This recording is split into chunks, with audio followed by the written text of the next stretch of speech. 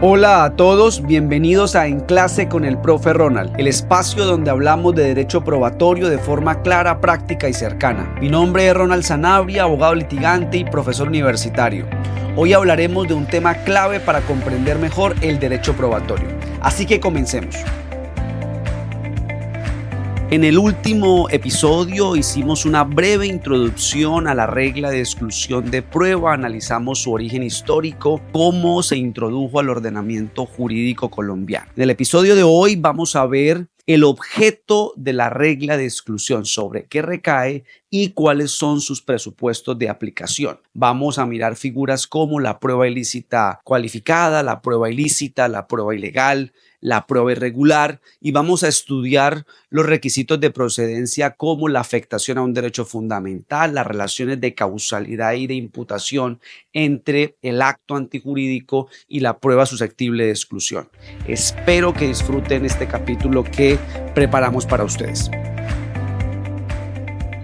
Profe, antes de iniciar el nuevo tema, quería preguntarle sobre las implicaciones de la regla de exclusión antes y durante el desarrollo del proceso, porque claro, uno como abogado puede prever y darse cuenta que una prueba se obtuvo violando derechos fundamentales y que el juez también durante el proceso no la va a tener en cuenta. Entonces, ¿cómo opera en ese momento? Digamos, por ejemplo, si el juez llega a tener contacto con la prueba, ¿cómo adquirió conocimiento? Ya conoció el contenido. Entonces, podría eventualmente declararse impedido ante la situación. Entonces, ¿cómo opera en segunda instancia y cómo operaría en casación? Bueno, la pregunta me parece muy buena y me sirve para puntualizar esto de el efecto de la regla de exclusión en el proceso. Si durante el ejercicio de obtención de elementos de conocimiento se cometen una gran cantidad de errores que afectaron derechos y esa afectación de derechos fue el fundamento de la obtención de elementos de conocimiento, lo que en principio se debería hacer es que no se puede presentar una pretensión o no se debería presentar la pretensión debido a que no hay fundamento probatorio válido. En palabras penales, un fiscal no debería presentar una imputación, sobre todo una acusación,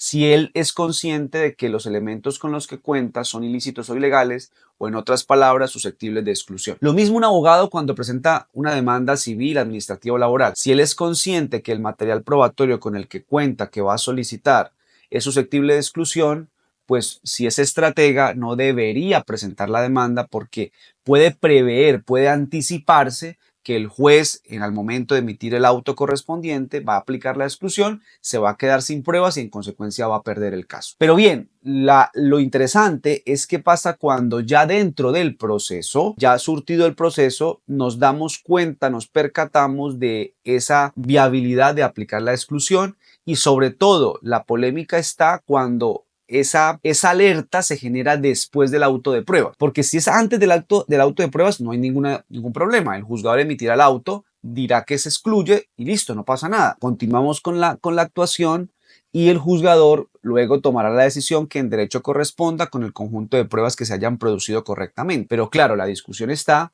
en cuando en pleno juicio, en plena práctica de pruebas, llámese juicio oral en materia penal, llámese instrucción y juzgamiento en materia Código General del Proceso, nos percatamos de esa necesidad de aplicar la exclusión. Y el debate se vuelve aún más interesante cuando estamos, por ejemplo, en el trámite de una segunda instancia, ya sea por una apelación o el trámite de la solución de una impugnación especial en materia penal o incluso en sede de casación. Entonces, el tema, si comprendimos bien la teoría, los dos casos se pueden resolver de forma muy sencilla. En la primera situación que planteo, que es cuando ya estamos, digamos, en el ejercicio del juicio, vamos a llamarlo así, juicio entendido como debate probatorio, lo que debe hacer el juzgador sencillamente es, cuando llega el momento de la decisión, analiza cuántas pruebas se intentaron producir en el proceso, vamos a poner un número, 20 pruebas se produjeron en este proceso y él dice de esas 20, pues voy a excluir 2 porque el abogado que pide la exclusión tiene razón. Entonces, lo que hace el juzgador es que se queda con esas 18 y con las 18 que se queda, pues toma la decisión que en derecho corresponda conforme una valoración en sana crítica que más adelante vamos a mirar. Ahora, si ya está en trámite de recursos, sea el que sea apelación, impugnación especial o casación, opera de la misma manera.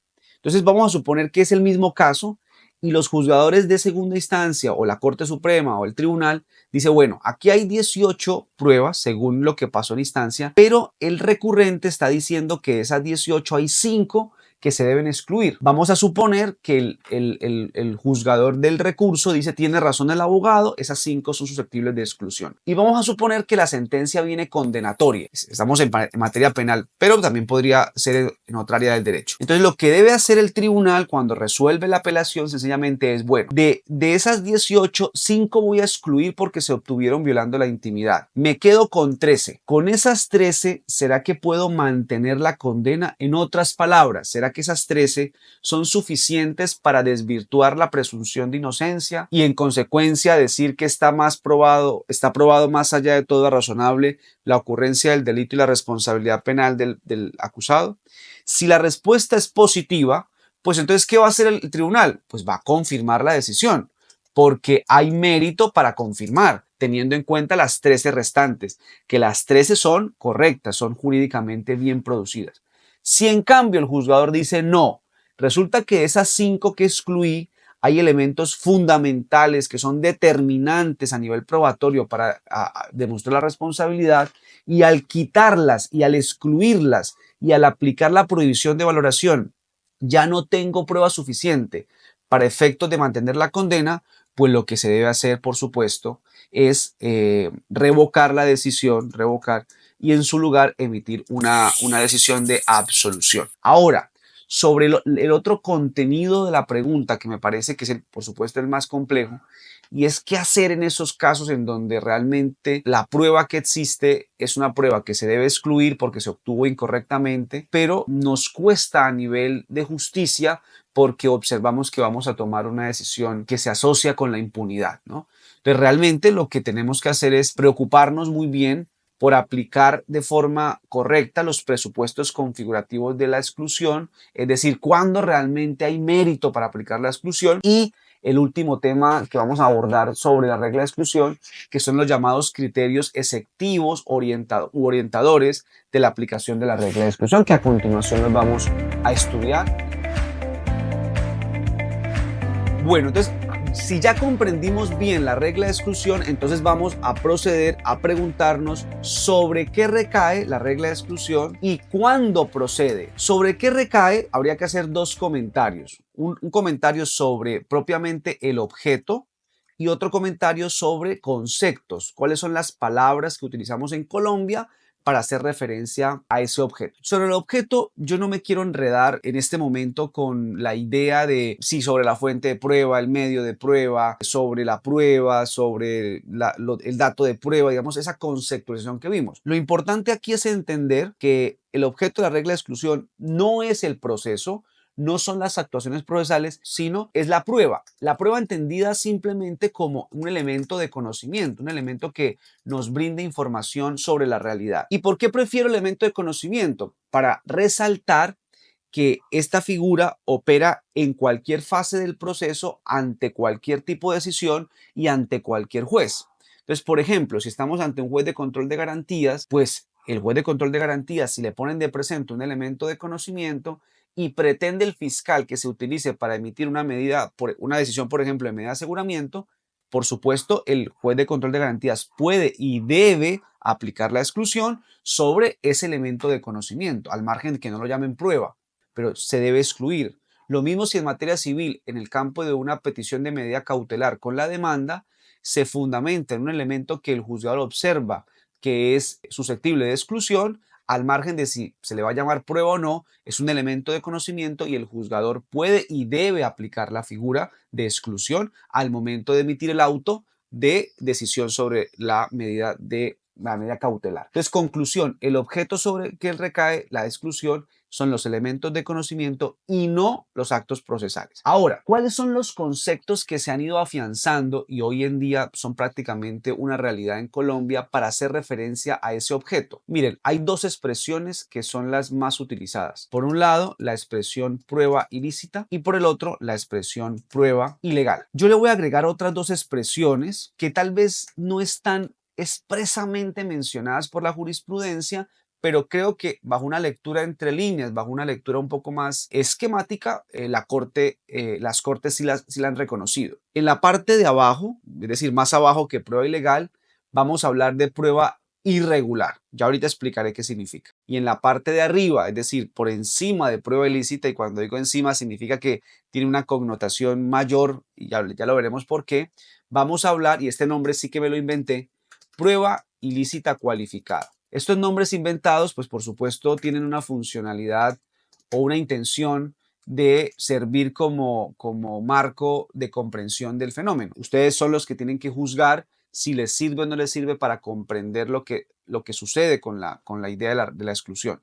Entonces vamos a entrar en materia. Empiezo de la, comillas, menos grave a la más grave. O sea, empiezo por debajo, empiezo por prueba irregular y voy subiendo hasta la ilícita cualificada. ¿Qué es una prueba irregular? Lo digo lento para que reflexionemos en torno a esto. Una prueba irregular vendría siendo una prueba que se obtiene o se produce, obtención, fase investigativa, producción, fase procesal, y respetando, violando una regla de alcance legal o administrativo, entiéndanse actos administrativos, y esa violación no alcanza a afectar un derecho fundamental. Cuando estamos ante este tipo de situaciones de irregularidades, es muy importante resaltar que no opera la exclusión como la acabo de explicar hace algunos momentos. No cabe la exclusión. ¿Cuáles son las eventuales consecuencias de las irregularidades? Entonces, lo que las Cortes han dicho es que las irregularidades, por regla general, lo que afectan es la fiabilidad del elemento de conocimiento, es decir, su valor probatorio. Algunos ejemplos de prueba irregular podrían ser los errores de cadena de custodia, es un buen ejemplo. Segundo, la omisión del juez en la fase de práctica de la prueba de tomarle el juramento al declarante.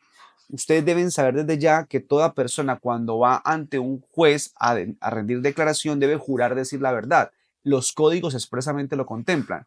La omisión de hacer ese juramento es una prueba irregular y el efecto se tendrá que evaluar en sana crítica al momento de darle valor probatorio a la prueba en la sentencia. Otros dos ejemplos. En materia penal, las declaraciones juramentadas se deben hacer ante fiscal, dice expresamente el código. La omisión de hacerlo ante el fiscal y solamente ante un policía judicial es una irregularidad que genera consecuencias como las que estoy mencionando. Y una última más vendría siendo, esta es un poco más polémica, pero hay alguna providencia que se ha inclinado a decir esto, que la ausencia del defensor de familia en la declaración de un menor no genera la aplicación de la exclusión, que es una irregularidad. Entonces, el efecto por regla general de las irregularidades es un impacto en el valor probatorio. ¿Qué tanto lo impacta? Es un tema que se debe analizar en cada caso particular bajo el canon de la sana crítica. Además, adicionalmente, yo creo que sería posible eventualmente cuando la irregularidad sea muy intensa, muy fuerte, muy impactante en el valor probatorio, podríamos eventualmente trabajarlo como una causal de inadmisión bajo el artículo 376 del Código Procesal Penal, que dice que cuando una prueba tenga escaso valor probatorio no se debe admitir. Digamos, sobre todo este comentario aplicable al régimen penal. Bien, entonces, en conclusión, la prueba irregular no se excluye, se debe admitir, se debe contradecir, se debe valorar en sana crítica y darle el valor que corresponda conforme las reglas de valoración probatoria. En resumen, podríamos decir que la prueba irregular genera un efecto en la valoración, mas no es un tema de exclusión. Ahora avancemos a las dos siguientes, que es la prueba ilegal y la prueba ilícita. Esta distinción ha sido construida especialmente por la Sala de Casación Penal de la Corte Suprema de Justicia, a mi modo de ver, basada principalmente en un aspecto legal que es el artículo 360 del Código Procesal Penal. Lo importante de entrada es ser conscientes que ambas, tanto la ilícita como la ilegal, se excluyen porque ambas tienen que ver con la afectación de derechos fundamentales y permítanme aquí un paréntesis. La exclusión de la prueba es una figura pensada y diseñada para proteger derechos fundamentales. Se hizo para eso. Y por tal motivo es apenas lógico que si lo que se está afectando es una regla legal que no protege un derecho fundamental, sino que lo que protege es otro aspecto, formalidades o la fiabilidad de la prueba, pues es apenas lógico que no se excluya. porque no se está afectando lo que se quiere proteger. La idea tanto de la ilícita como la ilegal es que se llega a afectar un derecho fundamental. Entonces, ¿cuáles son las diferencias? Yo voy a dar una definición nuevamente muy lento para que alcancemos a reflexionar a profundidad y luego les doy mi opinión sobre la distinción. ¿Qué es una prueba ilegal? Es una prueba que se obtiene o se produce violando una regla legal, es decir, que está en una ley, un código usualmente, y esa norma legal tiene un alcance sustancial en el debido proceso, como de carambola en otro derecho que protege el debido proceso, como la intimidad, por ejemplo. Esa es la idea de una prueba ilegal. En cambio, la prueba ilícita, la idea es que es una prueba que se obtiene o se produce afectando directamente un derecho fundamental. Ya no es que se viole una regla legal y que esa regla legal impacte en el debido proceso. No, es que es una afectación directa a un derecho fundamental y obviamente se excluye. Cuando se me ha preguntado por la justificación de esta distinción, pues realmente no estoy muy de acuerdo, porque tanto a nivel práctico como a nivel teórico no le encuentro sentido a la distinción. A nivel práctico, ambas se excluyen, como lo explicamos con las consecuencias que vimos, y a nivel teórico ambas necesitan de concluir que se afectó un derecho fundamental con la obtención o la producción de la prueba. Entonces, tanto a nivel de consecuencia como a nivel de presupuesto tienen las mismas características. Me parece que podríamos agrupar y decir que las pruebas que se excluyen son las ilícitas, y allí, por supuesto, entendemos como ilícito toda aquella prueba que se obtuvo o se produjo violando derechos fundamentales. Sin embargo, hoy es una realidad la distinción conceptual en la jurisprudencia, principalmente penal, pero cada vez más también la civil ha adoptado la distinción. Entonces, ¿cómo hacemos para justificar la distinción? Una justificación funcional. Yo les diría lo siguiente. En primer lugar, la idea de una prueba ilegal es una prueba que se genera dentro de un trámite procesal ordinario, digamos que media el respeto formal de un conjunto de reglas jurídicas. Pensemos, por ejemplo, en una investigación penal con un radicado dirigida por un fiscal. Y, por ejemplo, el fiscal hace un acto de investigación como una búsqueda selectiva en base de datos y el fiscal resulta que el código le brinda 36 horas para el control posterior y el fiscal se pasa de las horas y llega ante el juez y llega a la hora 38 o 40. Entonces, claro, aquí hay un procedimiento formalmente desarrollado. Cometió un error, bienvenidos, y es un error grave, ¿no? Porque los controles judiciales posteriores y previos también están pensados para proteger derechos fundamentales. Entonces, podríamos decir que en la medida que se hizo dentro de un marco formal, jurídico, es una prueba ilegal. En cambio, cuando estoy ante una prueba ilícita, me parece que la característica es que no media un procedimiento formal, sino es un acto directo a la afectación de un derecho fundamental.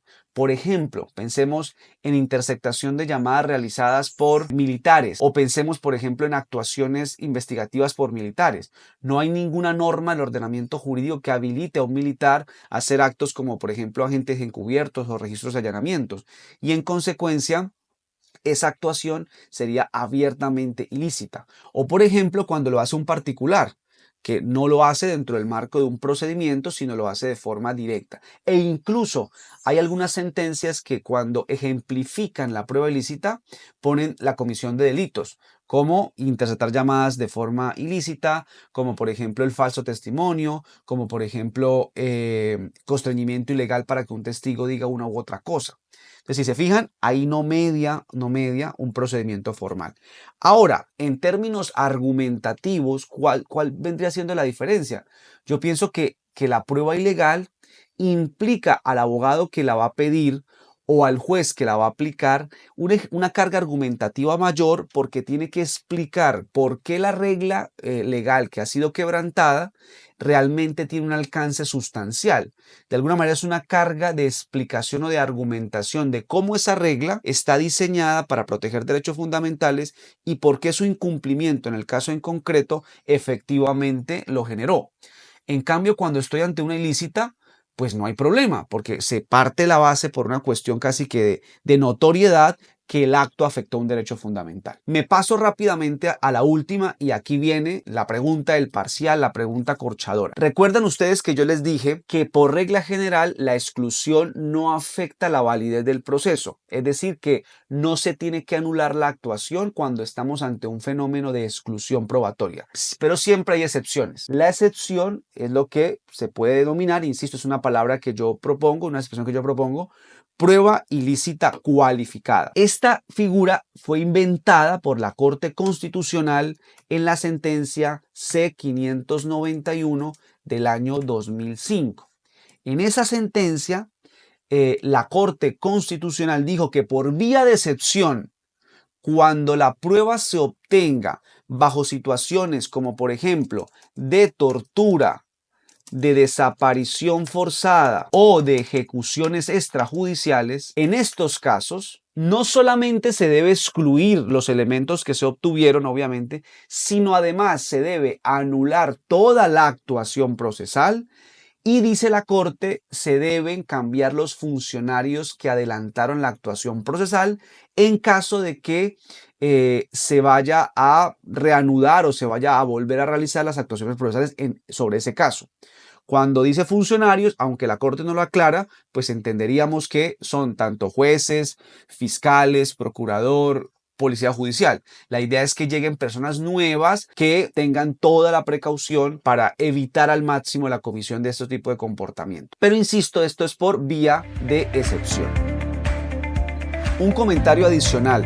En la práctica judicial es muy frecuente que se discuta mucho cómo etiquetar una situación que sirve como fundamento para pedir una exclusión. Entonces, si es prueba ilegal o prueba ilícita. A mí, en realidad, y es un tema personal, lo hablo como abogado litigante, no me desvela mucho si me van a etiquetar lo que estoy pidiendo como prueba ilegal o prueba ilícita. Lo que sí me desvela, por supuesto, es que lleguen a la conclusión de excluir, que es en última lo que estoy queriendo, lo que estoy pidiendo. Yo, como les dije, lo que suelo hacer es, si está dentro del marco de si el error está dentro del marco de una actuación procesal, lo tildo como ilegal.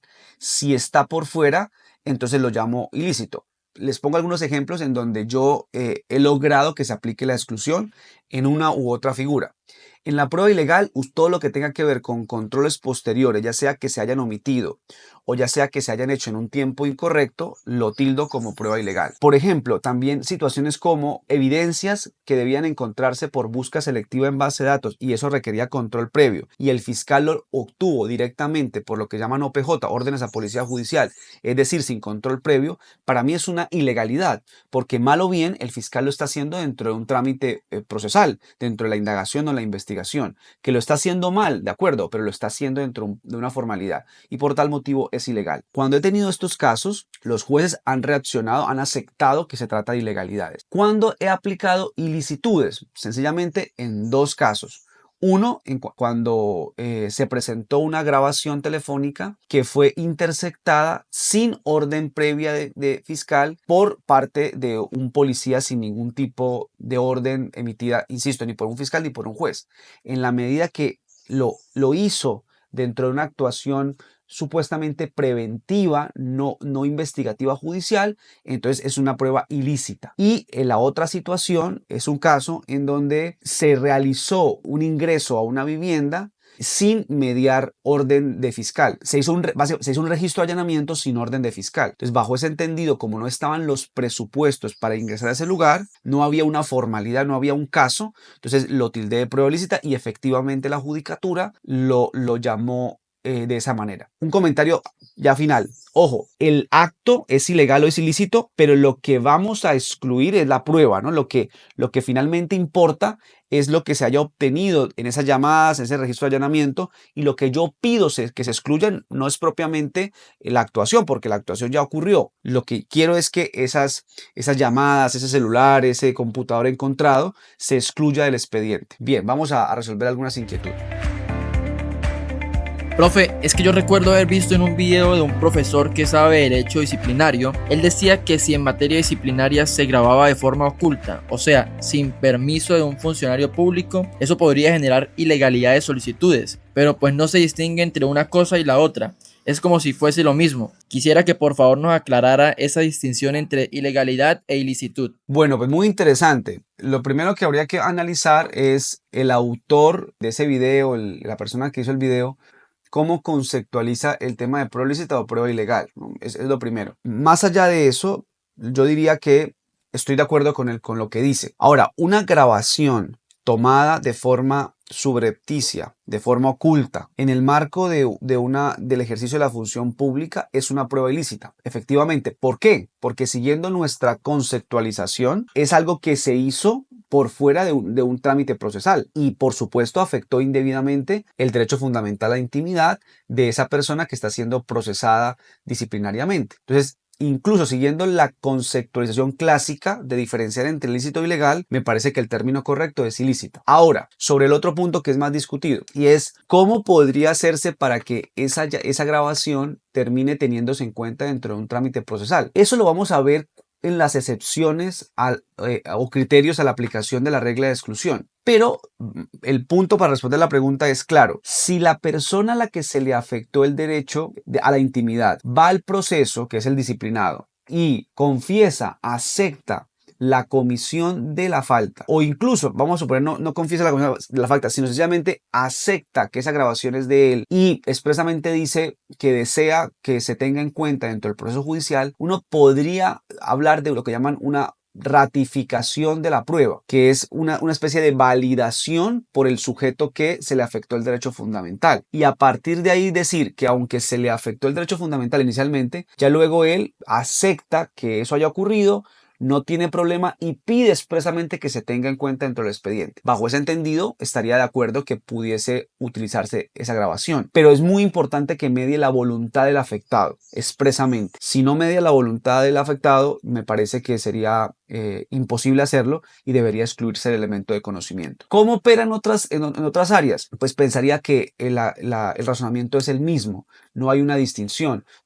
En penal o en civil ocurre de la misma manera.